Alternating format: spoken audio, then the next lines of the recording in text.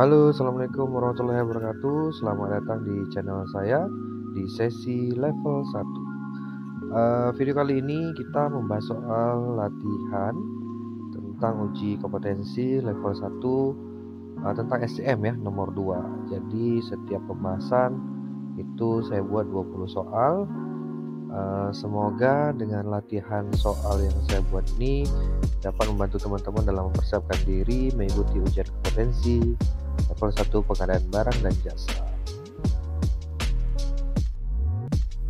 Nomor 1, salah satu aspek pada manajemen rantai pasok agar suatu perusahaan berjalan dengan baik ialah kecepatan memenuhi permintaan pelanggan dengan lebih cepat atau disebut dengan A. Responsiveness, B. Reliability, C. Agility, atau D. Efficiency. Jawabannya adalah A. Responsiveness. Untuk yang B, reliability itu merupakan kemampuan untuk mengirimkan barang ke konsumen secara tepat waktu. Sedangkan agility itu menggambarkan kemampuan perusahaan dalam agilitas atau fleksibilitas dalam merespon perubahan yang terjadi di lapangan. Intinya adalah fleksibilitasnya ya, agility. Untuk efisiensi itu proses pembelian material, proses produksi, proses pengambilan sedapat mungkin dibuat rendah. Nah, untuk kecepatan memenuhi permintaan pelanggan dengan lebih cepat itu merupakan pengertian dari responsiveness. Nomor 2, pengadaan barang atau jasa pemerintah pada dasarnya melaksanakan 3 jenis kegiatan, yaitu kegiatan rutin, kegiatan proyek, dan kegiatan tanggap darurat. Berikut merupakan contoh pengadaan barang jasa pemerintah dalam kegiatan rutin yang tepat, yaitu A. Evakuasi, B. Perbaikan infrastruktur, C. Administrasi perkantoran, atau D. Penyelenggara event. Jawabannya adalah C. Administrasi perkantoran. Untuk A. Evakuasi, ini merupakan contoh pengadaan barang jasa pemerintah dalam kegiatan tanggap darurat, begitu juga dengan perbaikan infrastruktur. Untuk penyelenggara event, itu merupakan contoh dari pengadaan barang jasa pemerintah dalam kegiatan proyek. Nomor 3, yang bukan merupakan penerapan SCM dalam pengadaan barang atau jasa pemerintah di level taktis adalah A. Perencanaan terpadu dan terintegrasi untuk saat ini dan masa yang akan datang, B. Manajemen pengelolaan dan evaluasi para penyedia, C. Optimalisasi jaringan termasuk lokasi, jumlah dan ukuran gudang, pusat distribusi dan fasilitas, atau D. Manajemen kontrak dalam proses pengadaan barang atau jasa. Jawabannya adalah A. Perencanaan terpadu dan terintegrasi untuk saat ini dan masa yang akan datang. Untuk jawaban A ini merupakan penerapan SCM dalam pengadaan barang atau jasa pemerintah di level strategis.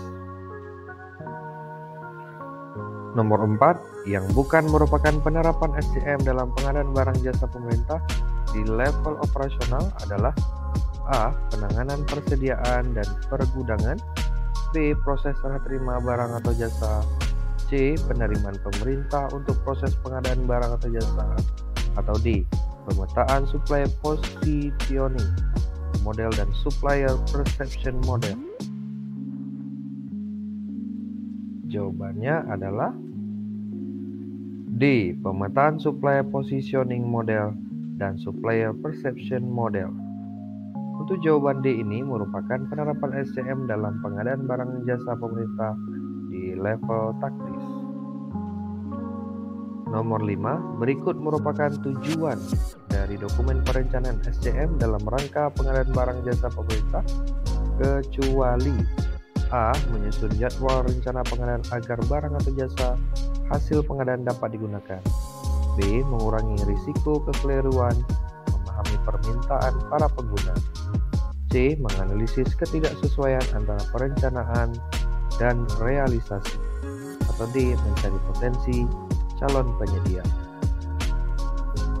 Jawabannya adalah C. Menganalisis ketidaksesuaian antara perencanaan dan realisasi.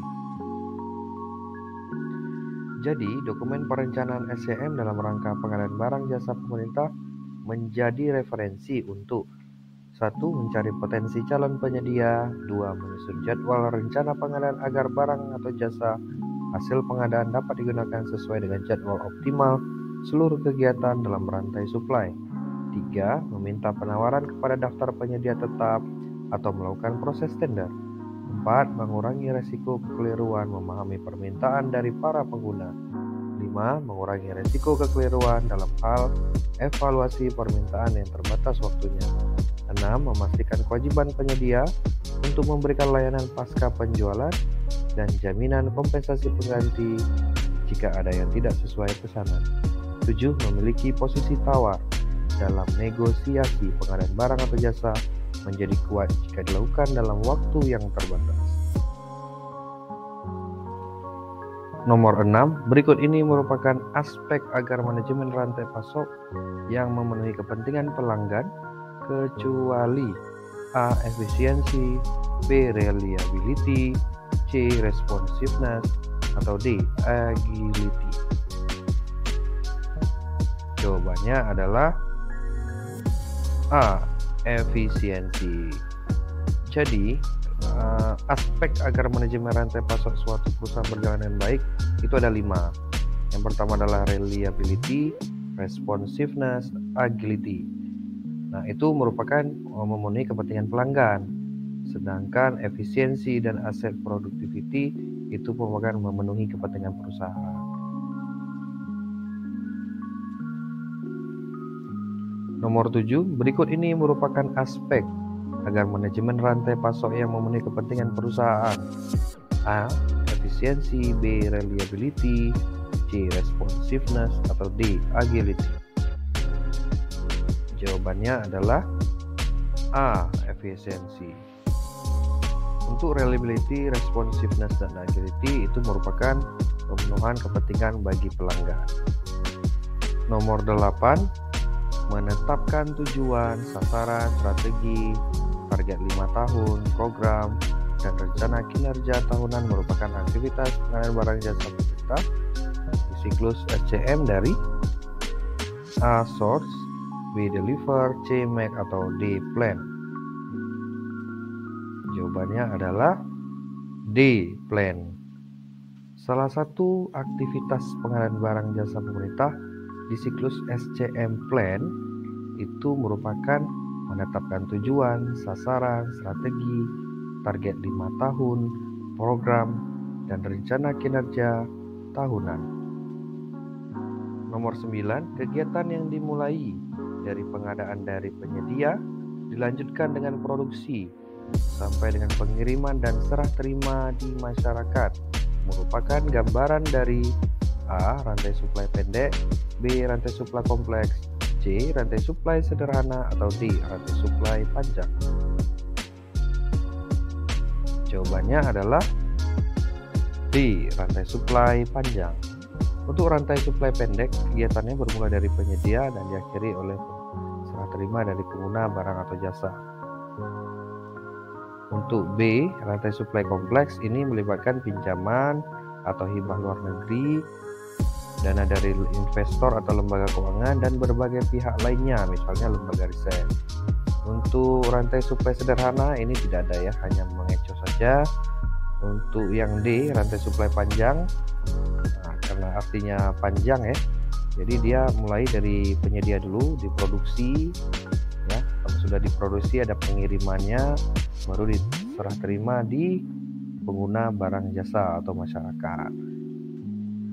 Nomor 10, gambaran kegiatan dari rantai suplai kompleks adalah A. Kegiatan yang diawali dengan pengadaan melalui penyedia dan berakhir pada serah terima pada penggunaan barang atau jasa.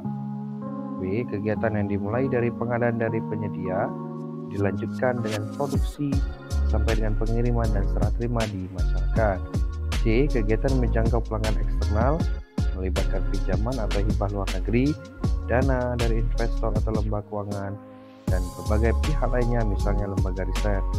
D. Kegiatan yang tidak menjangkau pelanggan eksternal dan tidak melibatkan pinjaman hibah luar negeri, dana dari investor lembaga keuangan, dan berbagai pihak lainnya rantai supply kompleks. Jawabannya adalah C.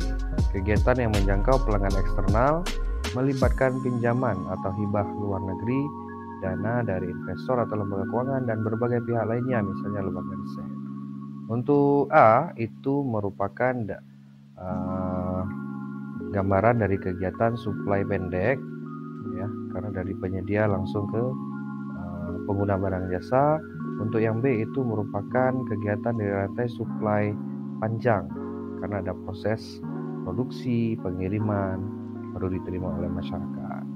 Untuk yang D ini salah ya, karena tidak menjangkau.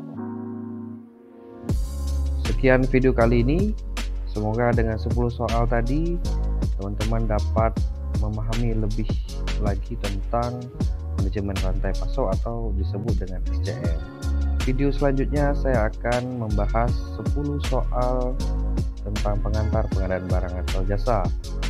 Nantikan video selanjutnya ya. Assalamualaikum warahmatullahi wabarakatuh.